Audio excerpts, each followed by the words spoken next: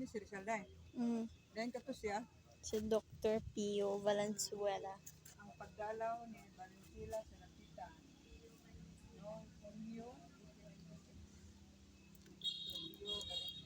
Lalang pasapit ng Katipunan ay pinadala sa Lapitan ngayon isang lungsod sa Zamboanga del Norte, Zamboanga del Norte din, kung saan pinatapon si Dr. Rizal. Pinabatid niya sa bayani ang mga balak ng Katipunan, subalit pinutulan ito ng isang sagahang magsikan pagkat ito ay mapaminsala at nagbubunga ng kamatayan. No? Pindot, no? Takas na dito. Pinabatid din ni Valenzuela kay Rizal na binabalak ng mga maghihimagsik na siya ay itakas sa Hapon. Itakas siya sa Hapon. Mo revolusyon ta. Oh, buhat sa dapitan na lulan ang isang kasakyang na dagat.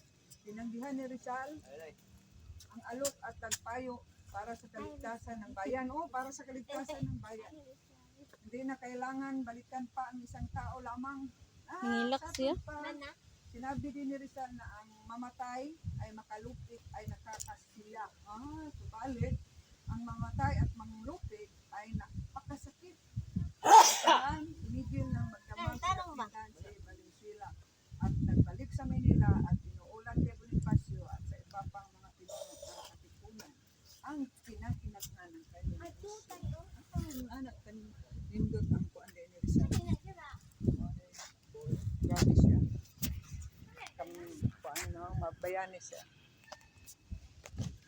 Si Rizal na siya. Si Rizal kana. Si Pio to day? Yan tapad. Oh. So, nanami souvenir diri sa Rizal Shrine.